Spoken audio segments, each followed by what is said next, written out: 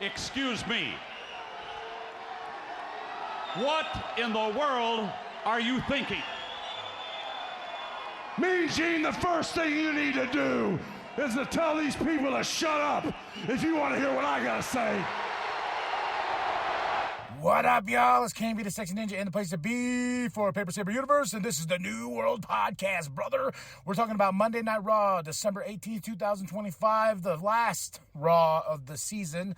Even though there will be a Raw on Christmas Day, it'll probably be more highlights than anything like that, but the last one, the Happy Holidays edition, you know, saying peace out and love.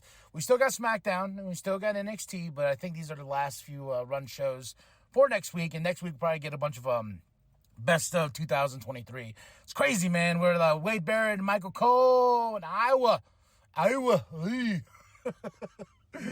We started off with the Judgment Day. They come out, they want to talk about dominance, you know, because Dom lost his championship, and they're, you know, and we've been losing, and Mommy's trying to be like, we need to get back in the game, son. We need to get back on it. And here comes R-Truth.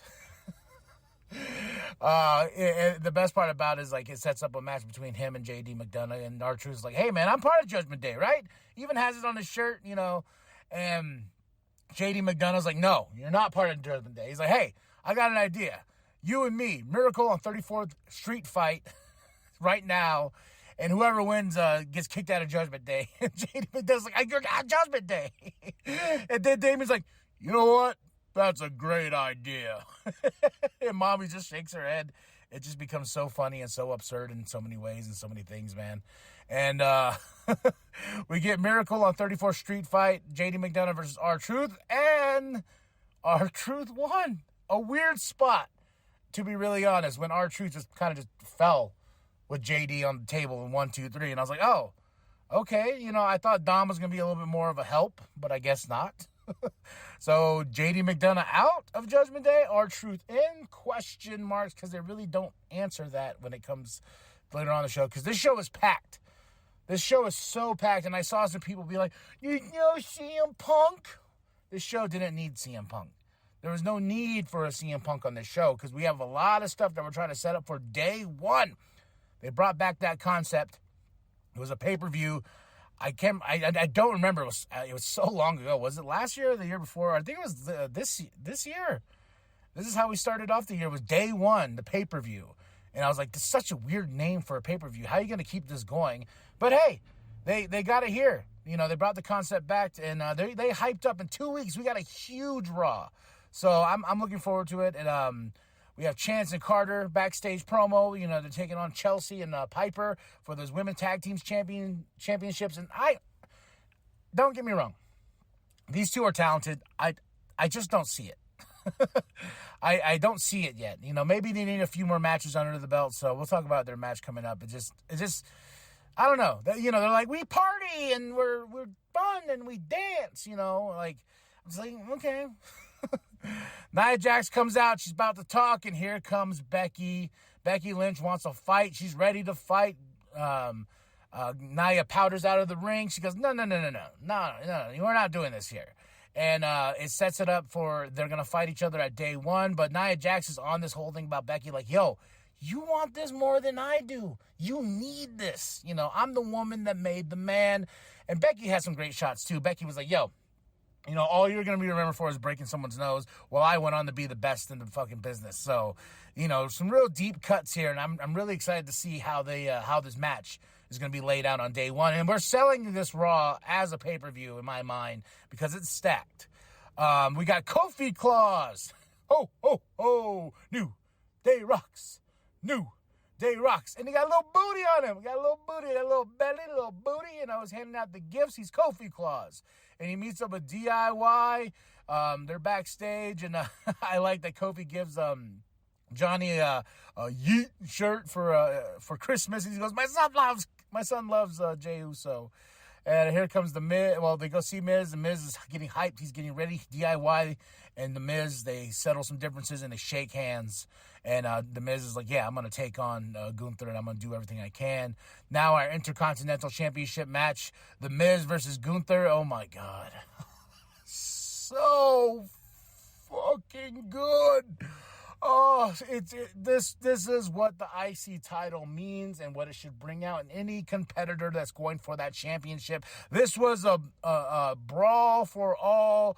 The Miz and Gunther back and forth. The Miz looking great, chopped welts on his chest, but there's a couple times he got me when I was like, when he got the super skull crushing finale, I almost pooped my pants because I was like, oh shit, he's gonna do it. He's gonna beat Gunther. Oh my God. And then it just a tease of when he gets it and then Gunther just rolls out. I was like, oh, fuck.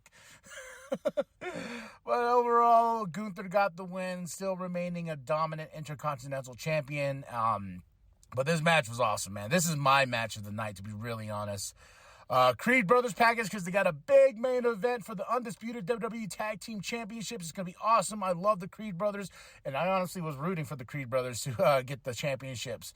Imperium's backstage, and Gunther, walking, and he sees Kaiser and Vinci, and he's like, hey, I'm tired of adding to this group. I'm tired of being this. Make me proud. Do something to make me proud, okay? I'm going to be gone for a couple weeks, so when I get back, I want to see you guys do something. And he leaves. Kofi Claus shows up, and they don't like that.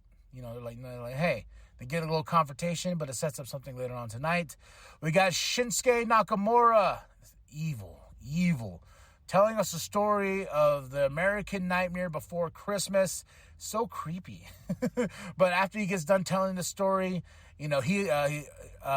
Cody attacks him. It just ends up in this big brawl, this big fight. They go all the way outside into the ring, and they're trying to pull each other apart. So the story is not over between these two.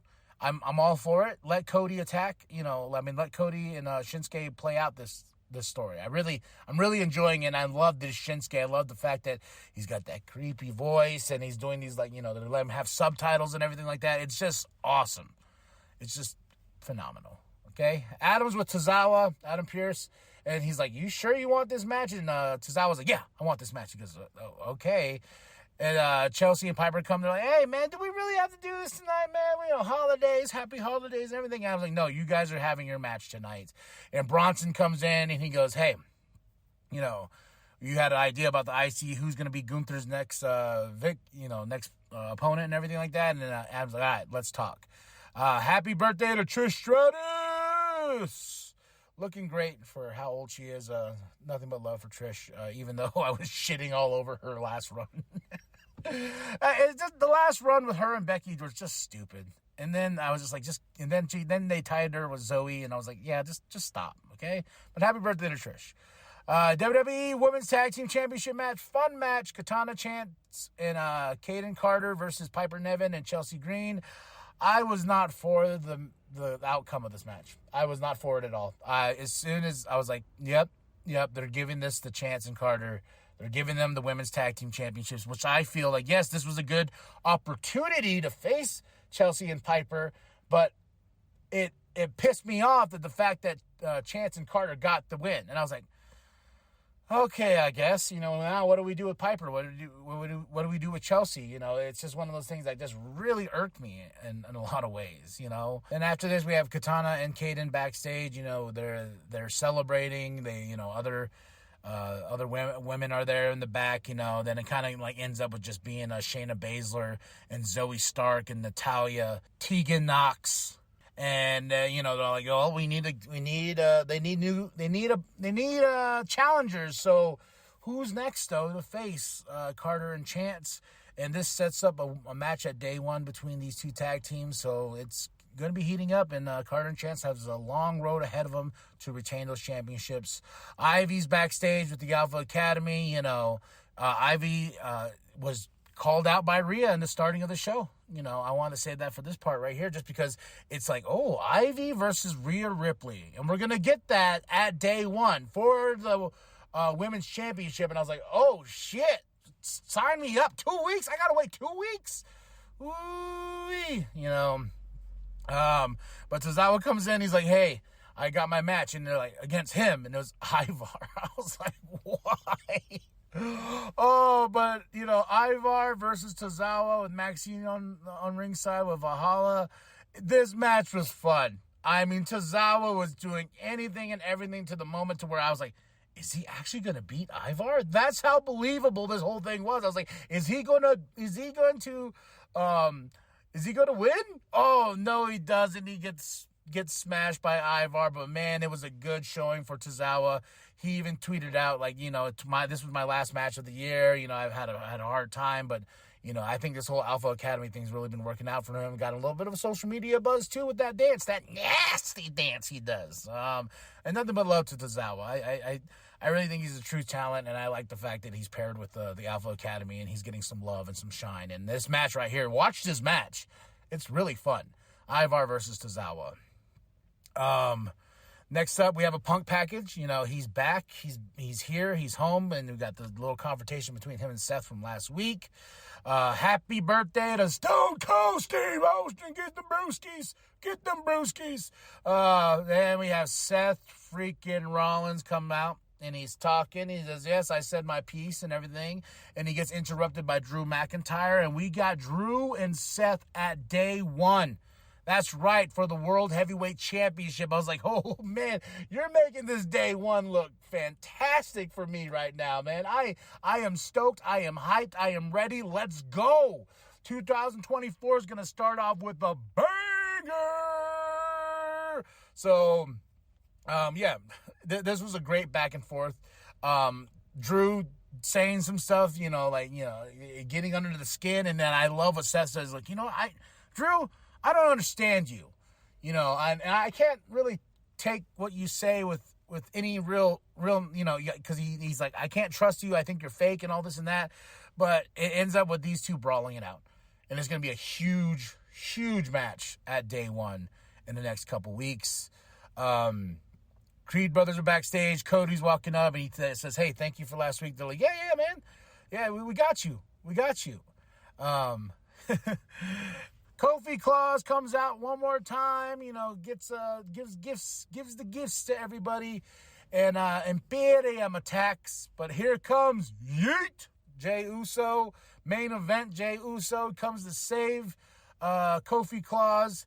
It was a funny part is when the beard gets ripped off, and then Wade Barrett's like, that's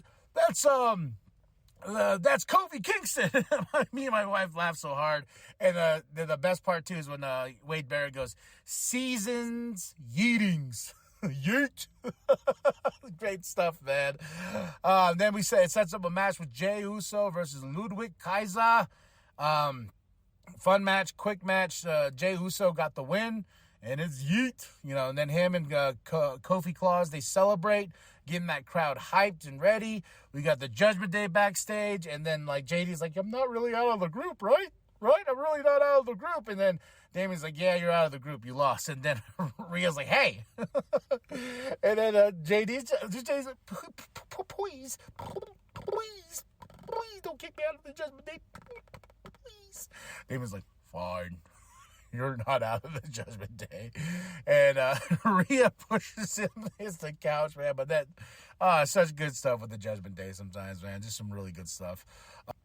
Main event, undisputed WWE Tag Team Championships. The Judgment Day puts it up against the Creed brothers. Oh, what a way to end a show, man. And what a great tag team match. I was rooting for the Creed brothers. I'm not going to lie.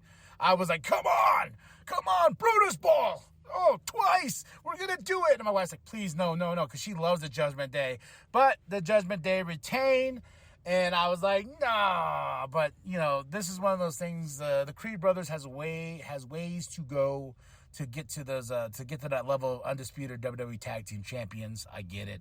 That's why I wasn't mad with this. I was like, okay, you got me. I get it. They're still working up the ranks, but that's why with Katana and Caden winning, I was like, I don't know. I love Chelsea Green too much. So overall, though, great show, packed show from top to bottom. But the match of the night is the Intercontinental Championship between The Miz and Gunther. I give this whole show a 5 out of 5. Oh, great stuff, man. That was Raw, December 18th, 2025. 2023. Man, I'm already jumping 2 years in the future, baby. Wade Barrett, Michael Cole on commentary, and happy holidays from the WWE. Big Monday Night Raw. And I want to speak on one more thing. I saw something that kind of like, I was like, oh, okay, I guess. But you know those dark sides of the rings? I've seen a couple, and they're something. And I find it interesting that now that Punk has gone over to WWE and left AEW in the dust and the wind, they're gone. They're gone. I'm not sure he's like, I'm here. I'm home. That I find it funny that now we have a Dark Side of the Ring episode that's going to focus on the CM Punk medium serum. Like, I was like, oh, and, Young Bucks are talking on it. Jericho's talking on it. I'm like, how interesting. Was this like in Tony's arsenal? Was he like, you hold off on that episode. This son of a bitch, if he goes over there, oh, he went over there? Fucking release it. So we're going to get some people speak on CM Punk, and I'm interested. I'm going to cover that. I'm going to watch that episode and see what they got to say. But I just find it funny that that episode is what's coming up next after CM Punk has made the jump to WWE. So drop those comments below. Hit that like, hit the subscribe, share it with your grandma, share it with your grandpa, share it with the bum down at Walmart. Go to ProWrestlingTees.com/New World Podcast. Get yourself that sweet nWp logo. More logos on the way. 2024 is going to be a good year for KMB the Sexy Ninja. It's going to be a great year for everyone listening. More podcasts to come. I'm excited. I hope you're excited. The New World Podcast Super Show is going to be great and fun. Let's go.